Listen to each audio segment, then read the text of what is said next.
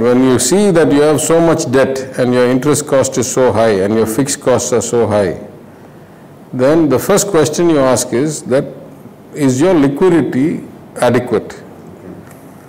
See, a state can never really go bankrupt, right? A state owns a lot of assets. Well, who is the biggest landowner in Tamil Nadu? The government of Tamil Nadu, right? So the state is always asset rich. It is only a question of what we call cash flow, right? And timing. So revenue versus expense and liquidity. These are basically the constraints that a sovereign government has. Otherwise, a sovereign government normally, especially for people like us who don't issue a lot of bonds directly, the risk of default is not very real. It's you know, microscopic. That's not the worry. The worry is, do I have enough liquidity to pay my bills on time? And do I have flexibility to prioritize what I need to do when I need to do it? For example, in a crisis like this, our first priority is to get cash into the hands of people and get demand back up. Or cut back what their spending has to be on milk or bus tickets or medical treatment. So that's what the leader has done. What we have done is very classic macroeconomics, right? It's kind of perverse to call these freebies. What we have done is what every macroeconomic, you know, educated professional will say, that in a crisis, when you already had a huge slowdown in demand before the crisis, right, then your job is to get the money into the hands of the people. So we are going to be a deficit state. We already are a historically unseen level of deficit. So my first concern is liquidity, right? After we get the liquidity model worked out, then my next concern is to worry about kind of current year revenues and expenses. Then I got to look at how do we restructure for the long term. How do we come back to the good state we had in Tamil Nadu between 2004 and 14, where we were in compliance with the FRBM Act of Delhi equivalent, which is, though that act doesn't directly apply to us, that only applies to Delhi. FRA Act, Financial Responsibility Act of 2003, how, you know, we were in compliance with, we ran a revenue surplus. And we had with the fiscal deficit within 3%. How do we get back to that? The manifestation of that will be that A, your revenues, there's three ways we'll know we have succeeded. If we hit these three targets, we'll know we've succeeded. The first target should be that your revenue, the state of Tamil Nadu's revenue, should be 10.5 to 11% of GSDP on its state's own revenue, and we should get 3 to 3.5%. In the old days we used to get 4, but this central government, this union government is not that competent and it's not that fair.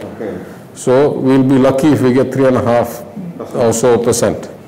So we need to get back to, we make 10.5, 11% of GSDP in our own revenue, and we get about 3.5 or so from the center. At one point we used to get 4, 4.25, but that was a more compassionate, caring and fair government. It's unlikely this government is going to be that way. But 3.5 seems reasonable. You know, there are some states, for example, if that is the case, then you are saying about 25% of my total revenues comes from the center, right? Yeah. There are some states where 70% of the revenue comes from the center. So if you're UP or Bihar, there are some states where if you go to the northeast, 90% or 95% of the total revenues comes from the center, and the state doesn't generate any revenue on its own. So this is what happens in a society. You know, a government makes choices.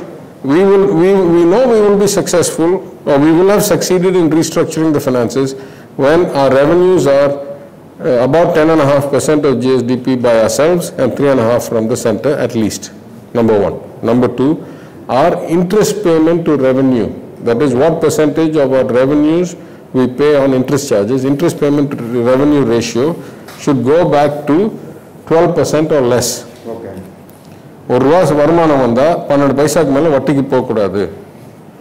The third, we will know we are successful when we take our debt to GDP back towards the 20%. It used to be 25, but that's a much less important goal to me. If I can bring the interest down, of course, in order to bring the interest down, I'll have to do something about the debt. But my main priority is revenue, then interest containment, then debt containment, right?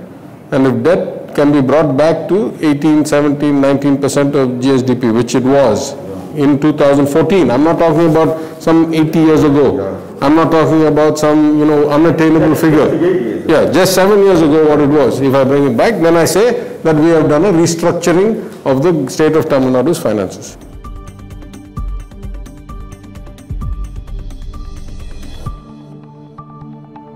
One, how much, and two, for what reason, in what circumstance. Okay. Now I'm going to make the distinction. All of these freebies together, what do you call freebies, all these, what I'll say, salugaigal, all these discounts or cash payments, will add up to maybe 10 or 20,000 crores. Worst case, right now we've only done about 6 or 8,000 crores.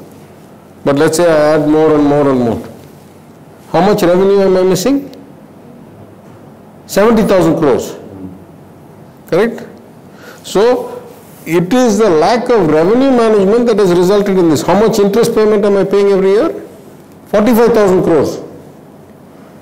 So, relative to 45,000 crores or 70,000 crores, paying 8,000 or 9,000 crores extra is not the biggest problem.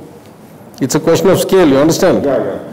There's a second, much more important than scale, which is intent and circumstance.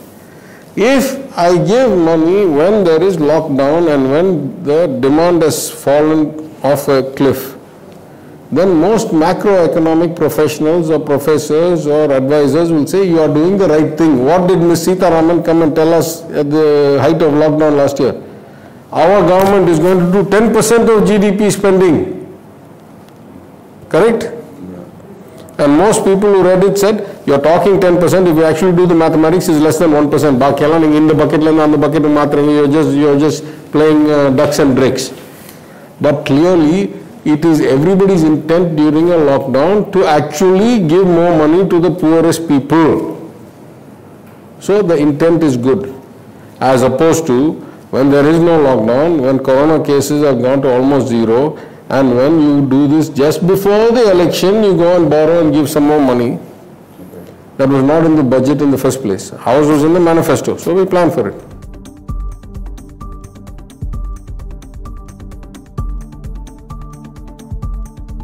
We are not unpatriotic. We understand that in a federal government, the places that are better off will pay more in taxes and get less back. The places that are less well off will pay less in taxes. They don't have anything to pay and they will get more back. So if I say I am for Samuha Nidhi within Tamil Nadu, I must also be for Samuha Nidhi across Tamil Nadu, across India. I have no problem with the logic. We are not unpatriotic. We are not jingoistic. What I have said to the Finance Commission, I am telling you again.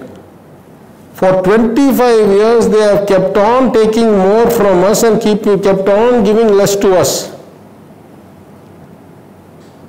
For 25 years, they have kept on giving more to UP and Bihar and Northeast and getting less from them.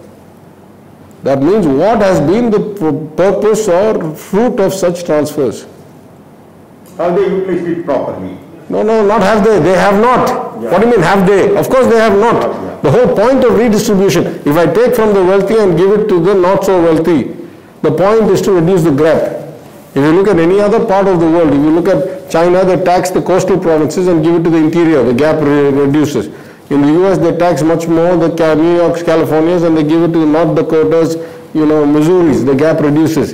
In the European Union, they take it from the Germanys and, affluent countries and they give it to the Spain's, Portugal's, the poor countries. The gap reduces.